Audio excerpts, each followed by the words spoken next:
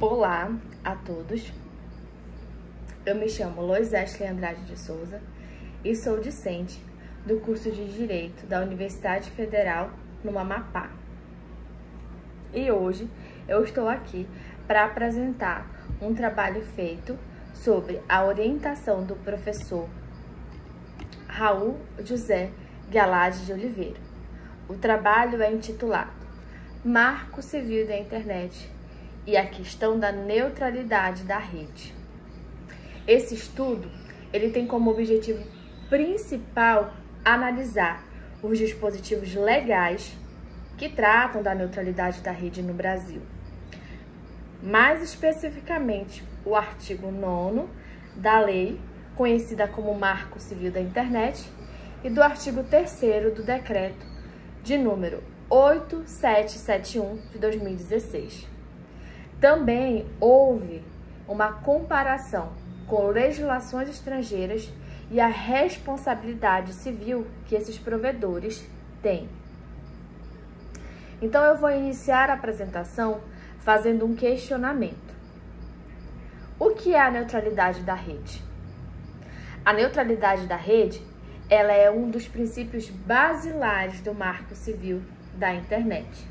Ela significa que todos os dados que circulam na internet, eles devem ser tratados da mesma forma, sem discriminação quanto ao conteúdo, ao serviço, à origem ou ao destino dessas informações. Em outras palavras, os provedores de internet, eles não podem bloquear, acelerar ou reduzir a velocidade de acesso a determinados sites ou aplicativos com base em interesses próprios, como parcerias comerciais. Um exemplo disso seria se um determinado provedor ou operadora que tem um provedor de internet passassem a, por exemplo, dizer que o serviço para o uso do WhatsApp é ilimitado ou ele funciona normalmente sem o consumo do pacote de internet ou sem o consumo de internet. Mas, em compensação, por outro lado, diminuísse a velocidade, por exemplo, do YouTube, do acesso ao YouTube. Um outro exemplo, uma outra forma de exemplificar isso também seria se houvesse uma cobrança, cobrasse um valor a mais, um valor mais caro para que fosse acessado uma plataforma de streaming em detrimento de outra. Isso seria uma violação do princípio da neutralidade da rede. No Brasil, esse direito já mencionado, ele está garantido no artigo 9º da nossa lei Marco Civil da Internet, que tem o número 12.965 de 2014 e o decreto 8.771 de 2016. A neutralidade da rede, ela é essencial para que se possa garantir a liberdade de expressão, o acesso democrático à informação e a livre concorrência entre serviços digitais. A contextualização e o objetivo dos trabalhos foram o seguinte. Hoje, todos praticamente utilizam a internet, seja para se informar, para estudar, para se distrair. Há o uso de internet em quase todos os lugares. Então, a gente foi percebido que com o aumento exponencial do uso da internet, começou a ter uma necessidade de se regulamentar, de se garantir direitos de responsabilidades também no mundo digital. Nesse sentido, o Marco Civil da Internet, instituído em 2014, foi, portanto, apelidado de Constituição da Internet Brasileira, por estabelecer princípios como privacidade, liberdade de expressão e principalmente a neutralidade da rede.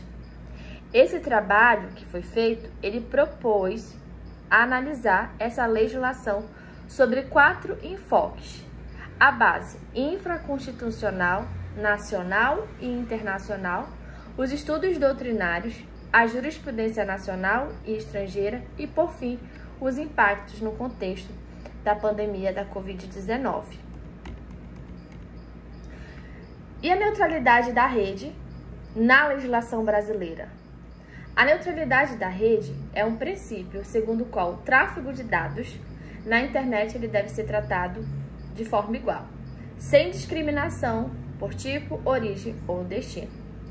O artigo 9º da Lei 12.965 de 2014 e o artigo 3º do Decreto 8771 de 2016 estabelecem esse princípio, proibindo, portanto, que provedores priorizem ou bloqueiem conteúdos simplesmente por razões comerciais ou políticas.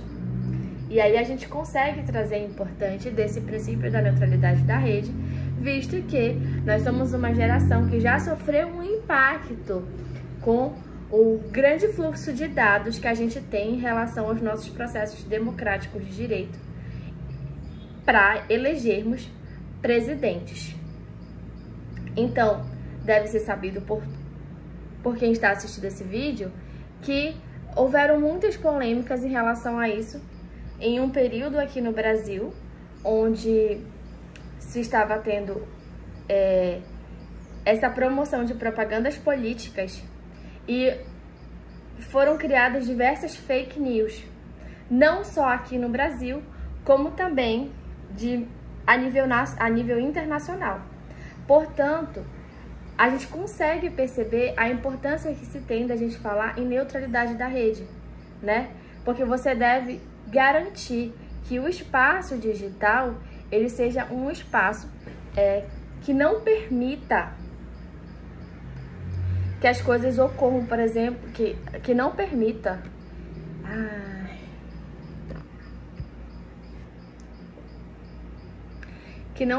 por exemplo,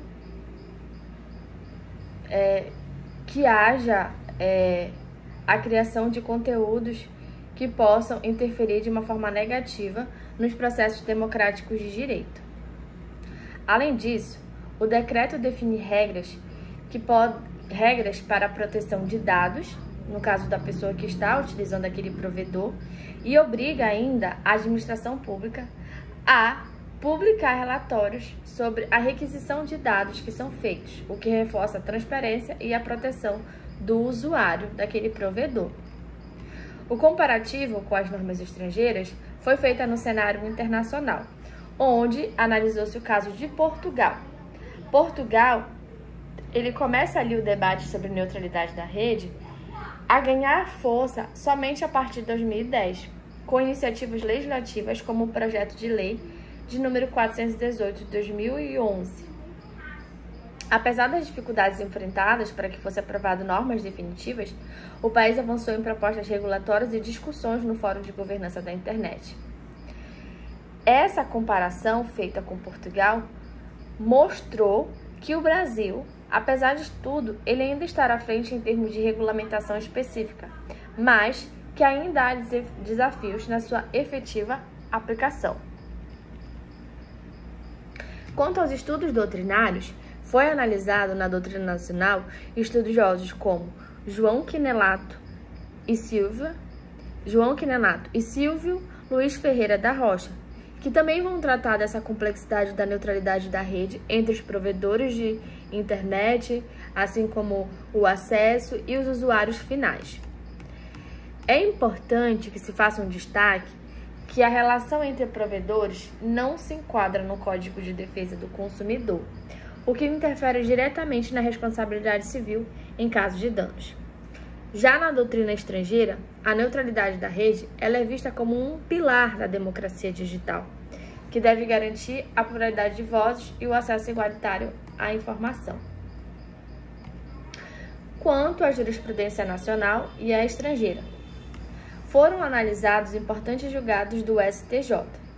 Um dos julgados analisados foi o agravo interno de número 15.75268, Minas Gerais, disponibilizado no trabalho, que trata da responsabilidade da plataforma Google em não remover um conteúdo ofensivo, mesmo após a notificação formal.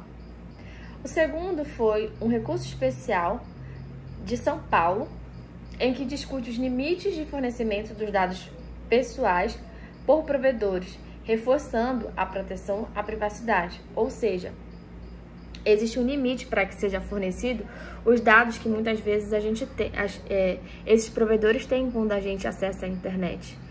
Muito dificilmente, quando a gente aceita cookies ou aceita alguma coisa, a gente tem o costume de ler. E às vezes, quando a gente diz sim para aquelas opções, a gente está fornecendo dados, a gente está fornecendo informações nossas. E isso também não pode ser utilizado de qualquer forma. Existe uma responsabilidade sobre esses dados. No cenário europeu, tem um caso emblemático, que é o caso de Mário Gonzalez versus Google, no qual, diante de um julgamento no Tribunal de Justiça da União Europeia, ocorreu o que se chama de direito ao esquecimento. Foi reconhecido o direito ao esquecimento. Isso quer dizer que, a partir daquele momento, a plataforma deveria tirar os links que afetavam a reputação daquele cidadão. Agora, quando você falar em neutralidade e pandemia, né, e essa pandemia que eu estou falando é da Covid-19, vai haver uma certa instabilidade nessa questão da neutralidade da rede, se ela deve ser radical ou não. Por quê? O que acontece naquele momento? Foi ofertado durante a pandemia, em que as pessoas ficaram muito tempo em casa e elas precisavam usar a internet, seja para se distrair, seja para falar com alguém, seja para trabalhar em regime de home office, uma coisa chamada que era o zero rate, que era basicamente, você consome determinado aplicativo, porém não vai ser gasto nada do seu pacote de dados ou daquele seu provedor, o seu consumo. E isso faz com que esse princípio seja mais uma vez colocado em destaque. Além disso, naquele mesmo momento surgiu um aplicativo chamado Coronavírus SUS. O Coronavírus SUS, ele simplesmente não consumia o pacote de dados. Então, há um questionamento que é feito nesse momento. É necessário se flexibilizar essa neutralidade da rede ou não? Em que momento é feito isso? Apenas em momentos de emergência? A legislação, ela permite exceções para garantir os serviços de emergência, mas órgãos como o Instituto Brasileiro de Defesa do Consumidor alerta para um desequilíbrio de favorecer apenas grandes plataformas. O que eu quero dizer é que o princípio da neutralidade da rede, ele já existia, mas quando chegou a pandemia, houve um questionamento, porque houveram essas flexibilizações para que as pessoas, por exemplo, pudessem consumir conteúdo, pudessem conseguir ficar em casa. Era um regime de exceção, um momento de exceção. E aí foi ofertado que se usassem determinados aplicativos sem o consumo de internet, o que violaria a neutralidade da rede. As considerações finais do trabalho foi que, embora o Brasil ele tenha uma legislação bastante avançada sobre a neutralidade da rede, a sua aplicação prática ainda enfrenta desafios, principalmente no que diz respeito à transparência dos próprios provedores e ao respeito à isonomia no acesso. Eu agradeço a todos que terminaram de assistir o vídeo